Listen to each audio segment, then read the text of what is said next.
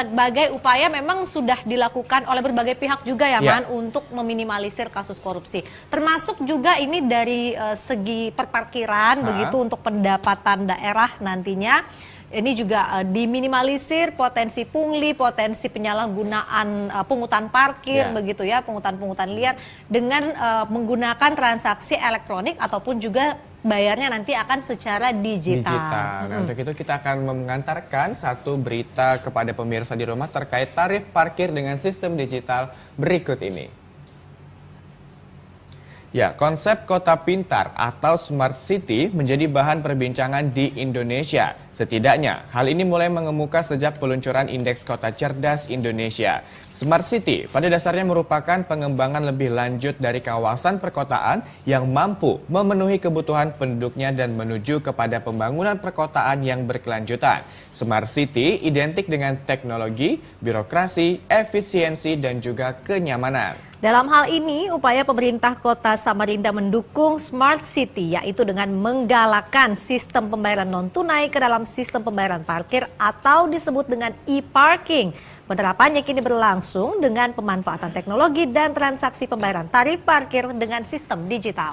Ya, adapun kelebihan dari e-parking tersebut adalah adanya transparansi dalam pendapatan sehingga meminimalisir kebocoran PAD. Kinerja petugas bisa dipantau secara online oleh pemangku kepentingan dan laporan pendapatan juga dapat diakses secara online dan pengaturan parkir jadi lebih tertib dan petugas parkir akan lebih bermartabat dan profesional dalam melaksanakan tugasnya. Iya, memang banyak sekali tujuan dari penerapan sistem e-parking ini ya, makanya tidak hanya nantinya untuk pendapatan asli daerah, tetapi juga bagaimana kemudian menciptakan sumber daya manusia ataupun juga SDM dalam hal ini jukir yang lebih profesional. Betul nantinya. Sekali ya, supaya juga kita melihat oh ini memang sudah lebih modern gitu ya. Benar banget. Karena ini sudah tahun 2023, Betul. 2024 menuju pemilu dan juga IKN sudah mulai beralih gitu ya ke Kalimantan Jadi Timur. Samarinda memang penyangga ibu kota negara yang nantinya akan menerapkan sebagai kota pintar, Smart City. Langsung saja kita akan berbicara terkait dengan hal ini bersama dengan dua orang narasumber. Yang pertama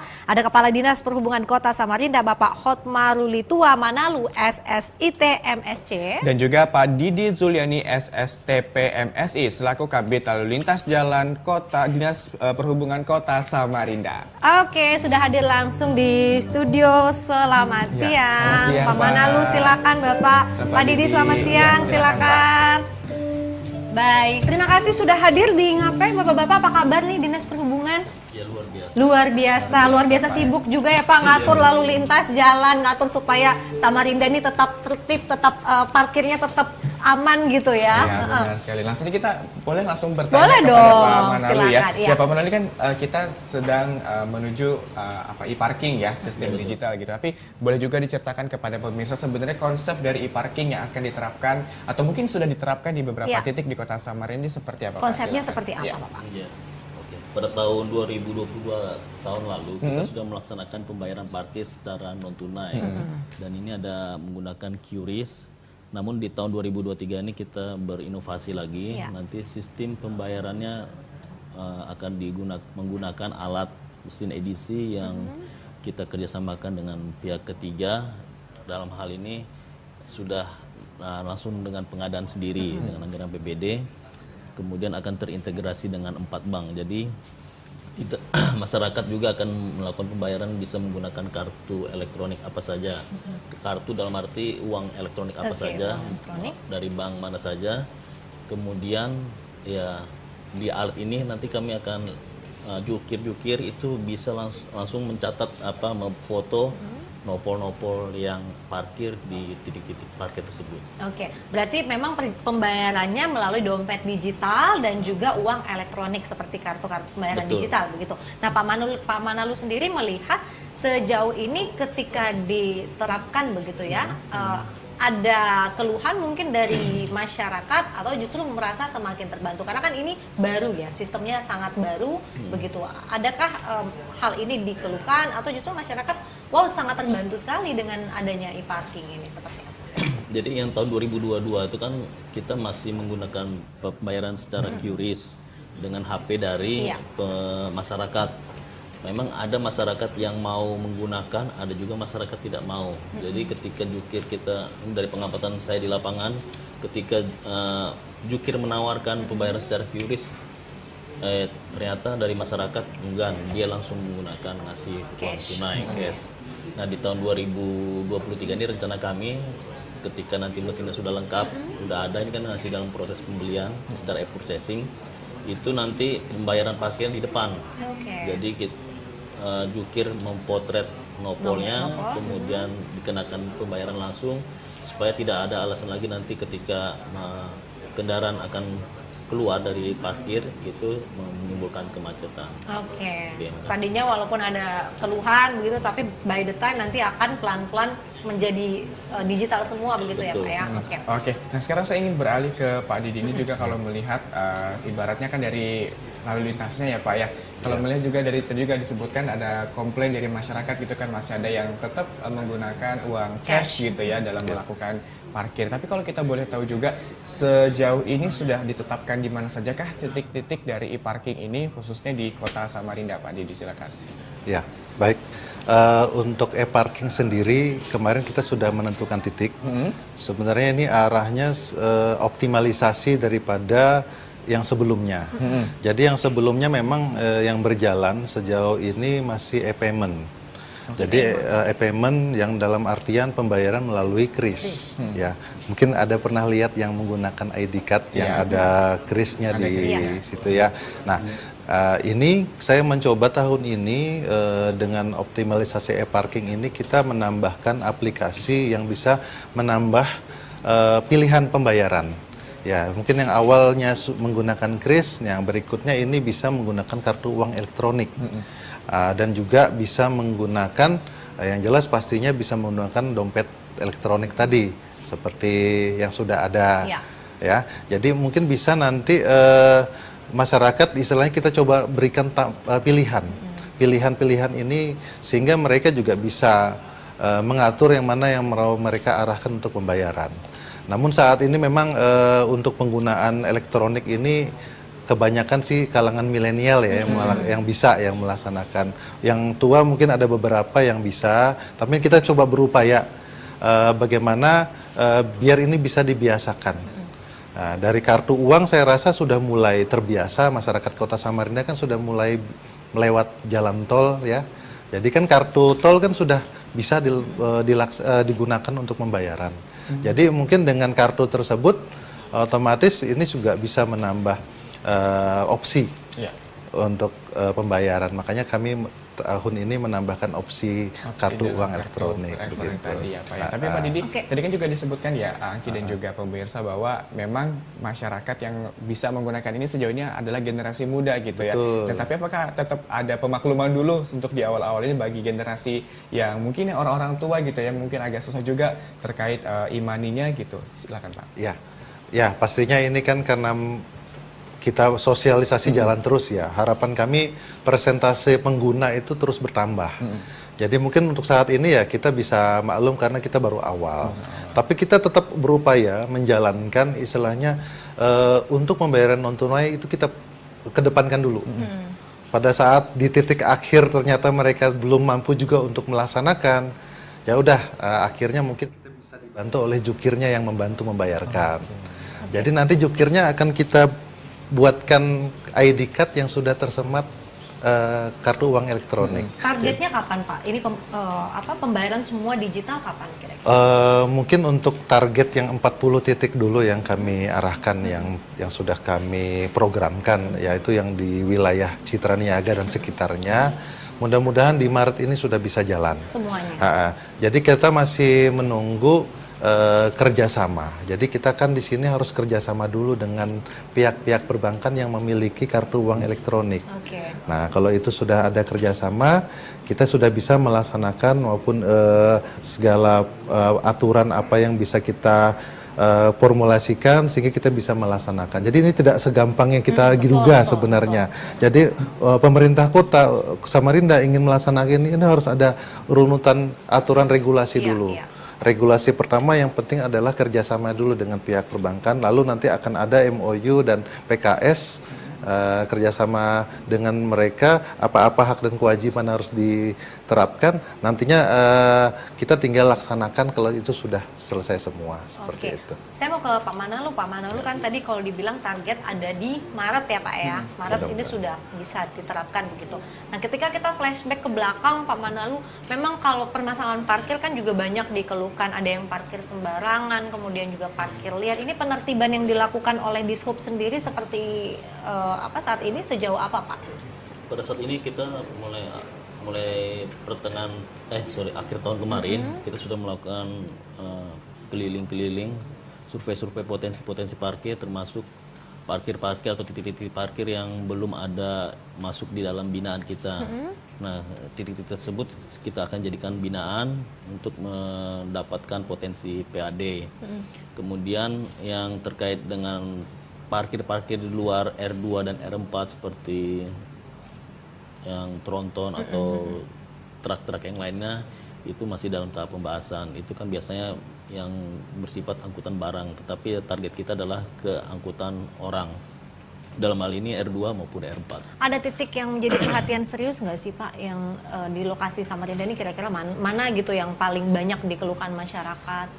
Kalau dikeluhkan masyarakat sih yang informasi dari kita ya khususnya daerah-daerah CBD, sentra bisnis distriknya seperti Pangeran Diponegoro, Hidayatullah, kemudian Panglima Batu dan sekitarnya, ya itu yang akan target awal kita di 40 titik ini. Oke, baik. Nah Pak, ini saya kembali ke Pak Didi juga kan bulan depan nih Pak, memang targetnya sudah bisa diterapkan dan kebetulan juga bulan depan ini sudah masuk bulan Ramadan gitu ya, pasti juga bakal banyak pasar-pasar Ramadan seperti itu. Nah ini kan juga pastinya banyak nih yang bakal datang dan parkir dan juga mungkin ada juru parkir liar. Nah bagaimana persiapan menghadapi bulan Ramadan nanti ini Pak Didi, silakan.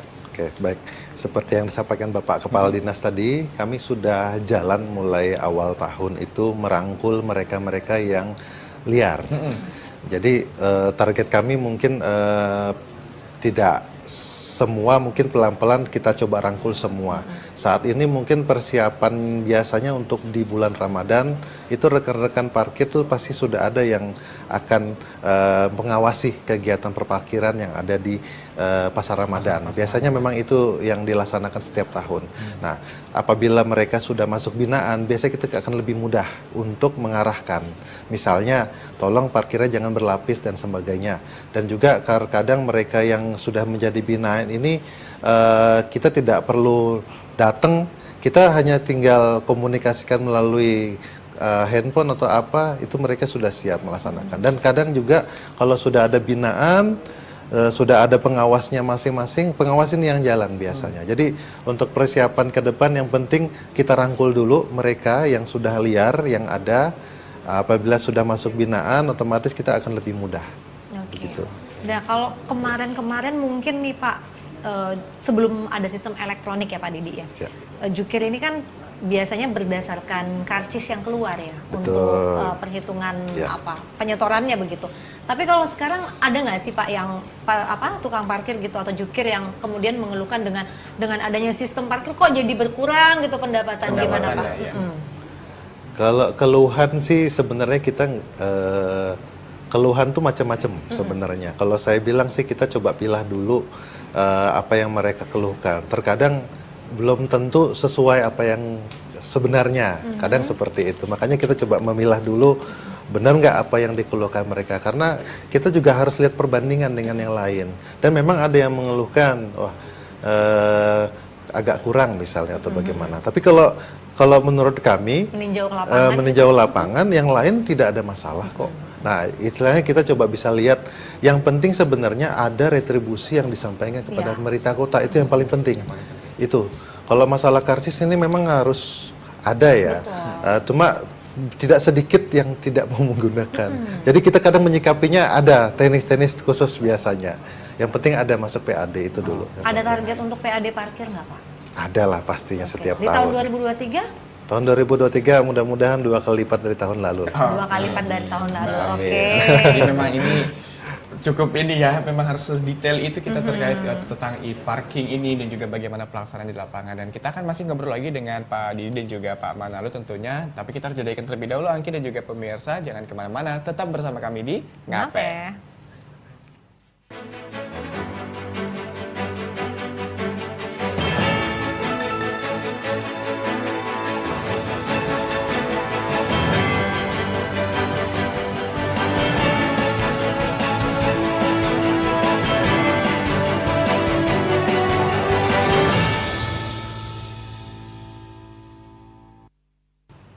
Masih bersama kami di Ngapeh, obrolan santai siang hari, berbagi informasi, inspirasi, dan solusi. Man, kita masih bakalan ngobrol banyak Ya, sama pastinya. Pak Manalu dan juga Pak Didi. Tapi sekarang kita mau chill dulu, mau santai-santai dulu karena Awalnya terima kasih dengan lagunya Tiba-tiba Cinta Datang kepadaku gitu ya. Tapi kalau tiba-tiba nanti ada Pak tukang parkir ya. parkir datang ya betul. Jadi yang mungkin Ya, ya. dirasain tiba-tiba tukang parkir datang kepadaku kaget. Ternyata Jadi ada tukang parkir. tadinya nggak ada gitu ya. Ini kok parkir kosong-kosong, Tiba-tiba- kosongnya tiba-tiba plit. Iya, dia fluid gitu ya.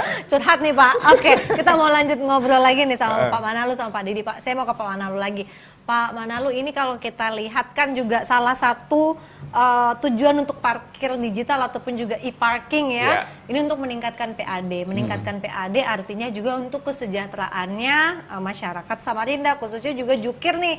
Kemarin dengar-dengar ada program Jukir dapat UMR gitu ya Pak ya. Iya. Untuk ini seperti apa sih Pak programnya? Jadi ini program untuk gaji jukir di UMR itu kita melihat dari tahun ke tahun sebelumnya. Oke. Jukir itu kan hanya digaji di bawah UMR 1 juta. Inilah yang mungkin jadi pertimbangan kita tidak bisa push terlalu keras kepada jukir-jukir tersebut. Dengan gaji UMR ini maka mau nggak mau jukir itu harus kita tekan dengan kontrak bila seperti disampaikan Kabit tadi Pak Didi secara real. Jadi memang bila mana kendaraan yang parkir anggaplah roda 2 100, roda 4 50 itu yang harus disetor.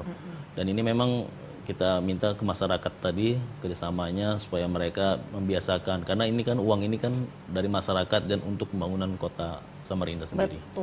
Oke, baik. Nah, memang juga ini tidak jauh-jauh dari PAD ya, Anggi ya. Nah, kalau saya ingin bertanya kepada Pak Didi kan juga terkait e-parking ini sebagai apa ya? Sejauh ini bagaimana efektivitas dari e-parking ini khususnya dengan peningkatan PAD di Kota Samarinda sejauh ini, silakan Pak.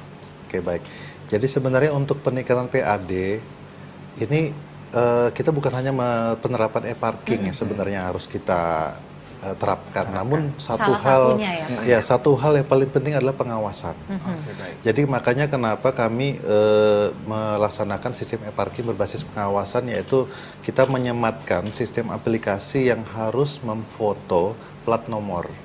Sehingga apabila ada plat nomor yang tidak dipoto, itu kalau akan diketahui oleh pengawas, nanti kami akan berikan sanksi seperti itu. Nah, yang kedua kita juga akan ada pemasangan CCTV yang ibaratnya bukan hanya sebagai melihat situasi ya, tapi juga mengawasi apa yang dilaksanakan oleh juru parkir tersebut.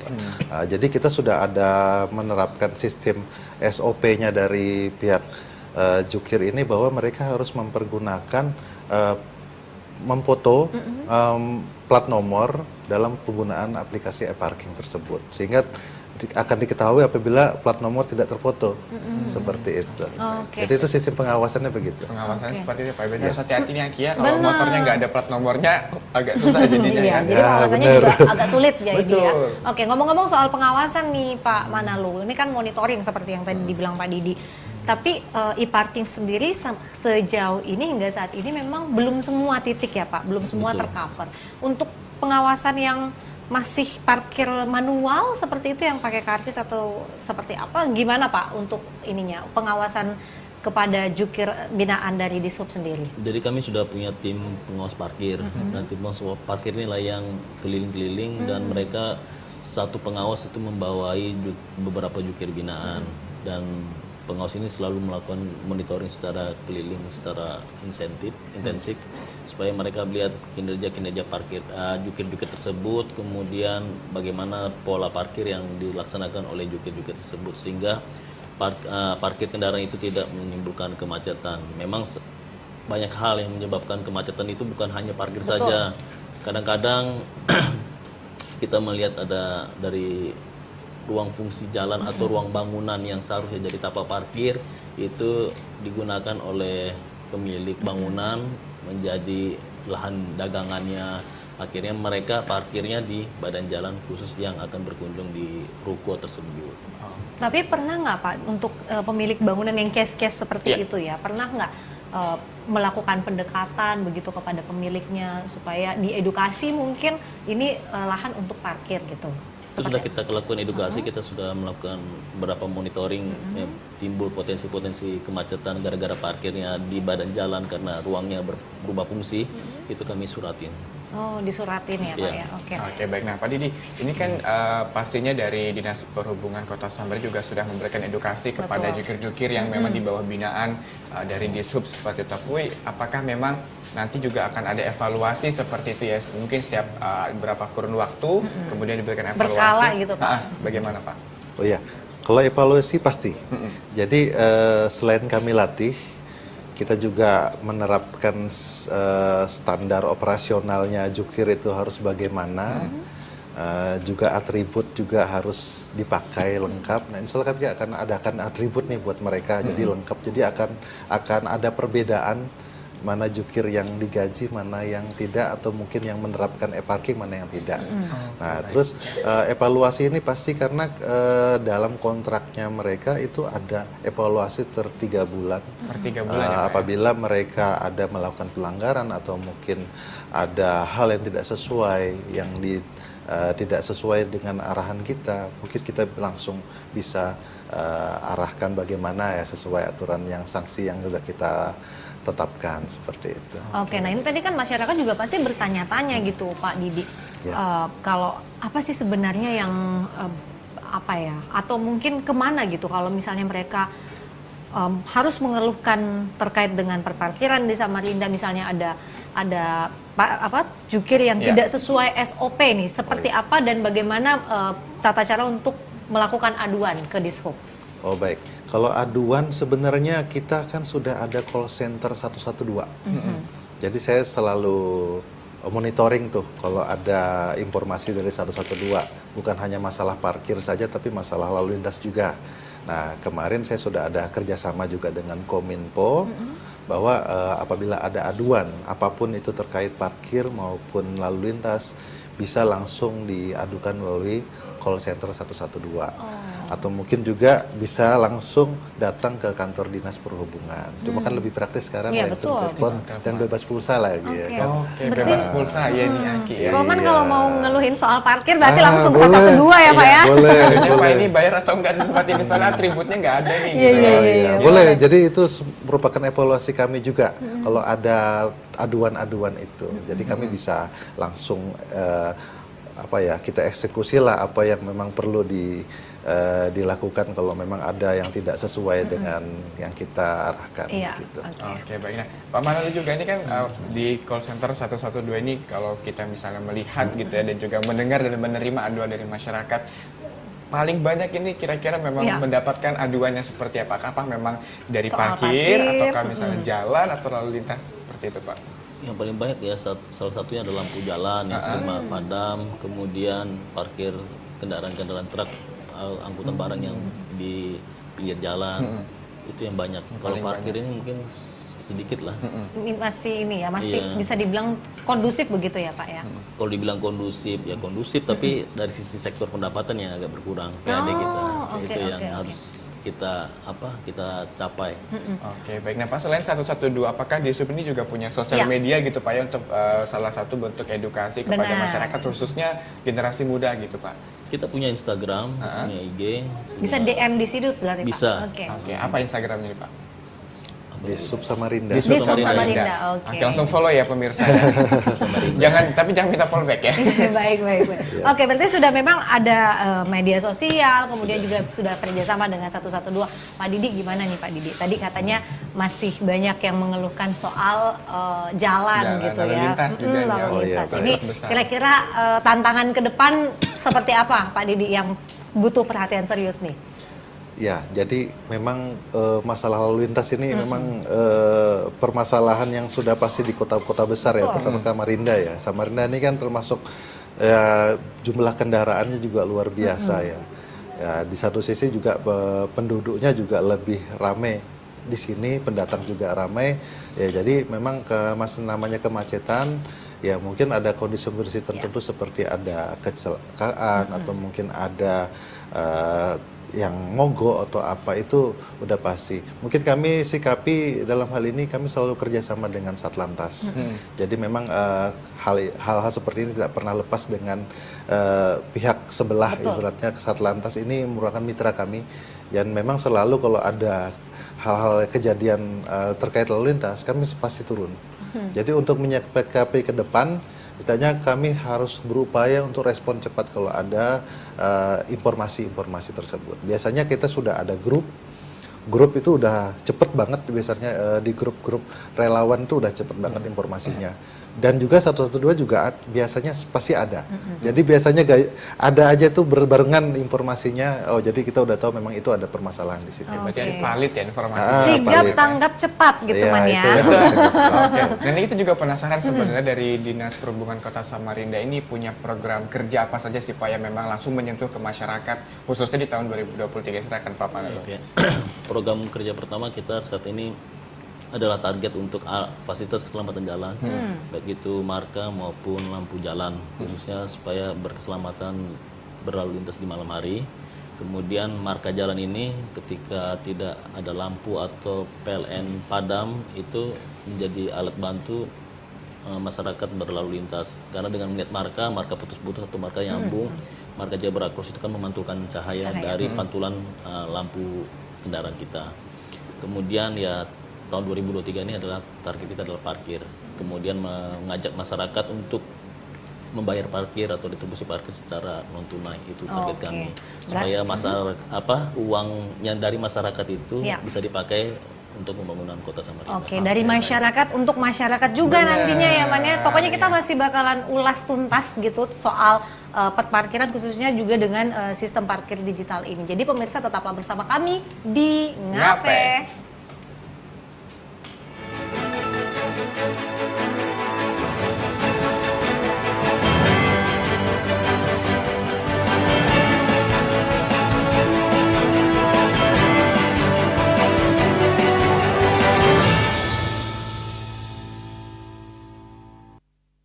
Digital ya Man ya Betul. sekarang.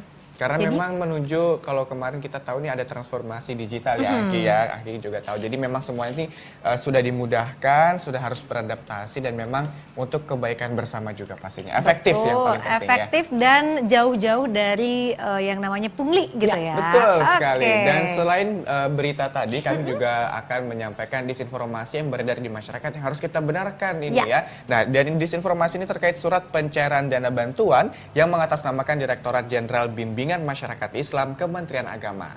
Ya, dan kita lihat di layar kaca Anda beredar surat edaran yang mengatasnamakan Kementerian Agama yang ditandatangani oleh Direktur Jenderal Bimbingan Masyarakat Islam Profesor Dr. Pil Haji Kamarudin Amin MA. Dan surat tersebut berisi informasi mengenai pencairan dana bantuan pembangunan gedung universitas. Faktanya, informasi mengenai pencarian dana bantuan pembangunan gedung universitas tersebut adalah tidak benar.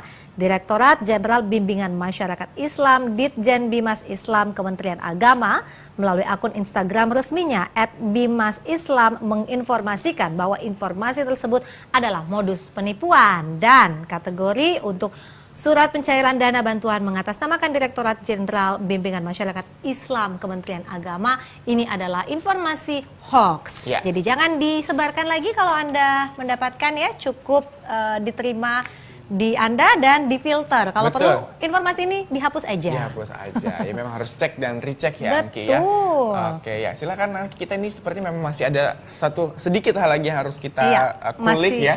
masih dari harus kita narasumber. tanyakan gitu. Memang tadi seperti yang tadi Rohman bilang ya, memang di transformasi digital ini banyak sekali hal-hal yang harus kita perhatikan. Salah satunya untuk menghindari pungli, menghindari parkir liar, salah satunya juga. Pak Didi, ada nggak sih spot-spot yang memang seharusnya masyarakat juga harusnya teredukasi gitu, betul. harus tahu gitu Man ya. Ya. Mana yang kita tidak wajib bayar parkir walaupun ada tiba-tiba prit gitu. Ya, tiba-tiba tukang parkir datang kepada aku gitu ya. Iya, gimana Pak Didi? Ya, baik. Kalau untuk tempat parkir ya, saat ini yang lagi ngetren ini yang sering diberitakan adalah Indomaret. Oke, retail modern ya. Indomaret, Alfamidi, ya. Jadi Indomaret ini sempat memang jukir itu ada masuk di wilayah Indomaret itu sendiri. Namun sebenarnya Indomaret itu sudah membayar pajak. Oke. Membayar pajak untuk pengelolaan parkir dan juga menerapkan gratis parkir. Dan itu sudah ditempel di masing-masing di pintu Indomaret sih biasanya. Namun memang saya sempat keliling ke beberapa titik, saya juga sampai menjelaskan kepada jukir, mohon jangan ada penarikan di sini. Namun biasalah mereka minta toleransi dan sebagainya. Ibaratnya saya mengharapkan mereka sudah tidak menarik uang parkir di lokasi Indomaret. Ya. Nah, saat ini saya juga menyampaikan kepada pihak toko, pemilik Indomaret, pihak Indomaret, bahwa kalau bisa tulisan bebas parkirnya digedein. Jangan cuma nempel kecil di pintu, nggak akan kebaca gitu ya. Maksud saya, kalau memang ini bebas parkir, coba digedein tulisannya. Saya yakin itu akan mulai bisa dipikirkan oleh masyarakat. Kadang masyarakat juga nggak baca di pintu kan kurang besar. Jadi itu tipsnya sih untuk pengusaha Indomaret. Kemarin sudah saya sampaikan waktu saya keliling, waktu ada jukirnya saya juga sampaikan kalau pengemudinya tidak memberikan uang jangan diminta. Pokoknya yang penting itu. Walaupun mereka mungkin membantu mengatur, tapi tidak berhak sebenarnya meminta uang parkir. Karena dari pajak itu retail modern sudah tercover untuk biaya parkir Betul, masyarakat, Pak ya. Oke, jadi memang ya dikasih alhamdulillah, nggak juga jangan tersinggung gitu. Iya. Tapi memang sudah ada aturannya ya, Sudah Pak. ada Ya? aturannya. Oke, baik. Nah, Pak Manalu ini kalau juga kita sedang melihat ke depan ya, ini kan program kerja terdekat tadi adalah terkait fasilitas jalan, lampu dan juga marka jalan. Selain itu, apakah memang selain di parking juga pastinya yang bisa kita lihat nanti pergerakan dari Dinas Perhubungan Kota Samarinda ini apa, Pak? Yang kita bisa langsung rasakan lagi. Yang dalam tahap pertama itu adalah kemarin juga sering kita lakukan sidak di SPBU terkait dengan pengendalian pembelian solar subsidi. Jadi itu kita sudah melakukan sejak tahun 2022 pembelian BBM subsidi melalui kartu fuel card atau kartu kendali yang bisa membaca berapa pembelian jatah setiap kendaraan, dan itu berbasis dengan nopol polisi atau nomor plat kendaraan. Ini sering kita lakukan sidak, kemudian dikombin dengan dimensi overloading, zero odol tahun 2023 yang menjadi arahan dari pemerintah pusat di Kementerian Perhubungan. Jadi kendaraan dimensi overloading itu satu merusak jalan. Istilahnya kalau jalan usia teknisnya 5 tahun, dengan ketika kendaraan odol lewat dari jalan tersebut bisa menjadi 3 tahun. Dan ini menimbulkan kerugian negara. Kemudian dari sisi kecelakaan lalu lintas, tingkat fatalitasnya akan menjadi lebih tinggi ketika kendaraan-kendaraan odol yang beroperasi di jalan. Oke, memang banyak sekali juga sudah program-program dari Dinas Perhubungan ya Pak ya, khususnya memang dalam meminimalisir kemacetan, meningkatkan juga keselamatan masyarakat saat berada di jalan raya, lalu lintas juga semakin teratur gitu man. Memang kita juga punya keterbatasan waktu gitu Pak Manalu dan juga Pak Didi. Jadi di akhir segmen Ngape hari ini kami berdua ingin meminta closing statement dari Pak Manalu dan juga Pak Didi, apa yang kira-kira ingin disampaikan kepada masyarakat khususnya agar kita semua nih Pak teredukasi semakin menjadi smart people untuk nanti menyongsong smart city Kota Samarinda. Untuk bersiap menghadapi parking ini Pak, silakan. Untuk masyarakat Kota Samarinda, marilah kita mewujudkan Kota Samarinda sebagai kota smart city dengan membayar parkir secara digital. Oke. Ya, itu aja. Baik, terima kasih banyak. Sekarang Pak Didi, silakan Pak yang ingin disampaikan kepada masyarakat Samarinda ya, khususnya terkait tema kita hari ini, silakan. Ya, kepada masyarakat Samarinda, harapan saya masyarakat bisa lebih jeli melihat situasi aturan yang sudah dijalankan oleh pemerintah Kota Samarinda. Contohnya dalam pelaksanaan e-parking, yang mana kita menerapkan non tunai ini mengharapkan agar uang itu memang harus masuk ke negara. Jadi dengan sistem ini sudah bisa mengurangi yang namanya korupsi dan lain sebagainya. Jadi harapan kami kerjasama masyarakat Samarinda untuk melaksanakan smart city e-parking ini. Oke, luar biasa. Terima kasih banyak Pak Manalu. Terima kasih Pak Didi sudah bersama kami di Ngape. Semoga juga program-program kerjanya di tahun 2023 lancar jaya, Amin. bisa terrealisasi dengan baik untuk kemajuan Kota Samarinda. Terima kasih Pak Manalu, Pak Didit. Sama-sama. Iya, Kasih. dan tentunya memang pemirsa kita juga harus menjadi smart people ya, Angki, Betul. ya. Kita harus mempersiapkan diri terkait semua program digitalisasi, tidak hanya nanti dari Dinas Perhubungan, tapi dari seluruh OPD yang memang menerapkan digitalisasi ini. Iya, pastinya. kebijakan ini juga pastinya akan berdampak signifikan Ya. terhadap pendapatan asli daerah, khususnya juga dalam meminimalisir segala sesuatu yang tidak sesuai dengan Ya. aturan ya. Yang Oke. pastinya akan merugikan kita semua ya, Angki, ya. Betul, tapi Oke. ngomong-ngomong tanpa terasa nih Man, benar. kita sudah 1 jam cuap-cuap tidak terasa untuk Iya. kemajuan Kota Samarinda, sama-sama rindu Angki. Oke, dan Oke. demikian ngapain kita hari ini pemirsa Akhir Kata, saya Roman Hidayat. Dan saya Angki Kresensia pamit undur diri. Selamat siang, sampai jumpa. Sampai jumpa.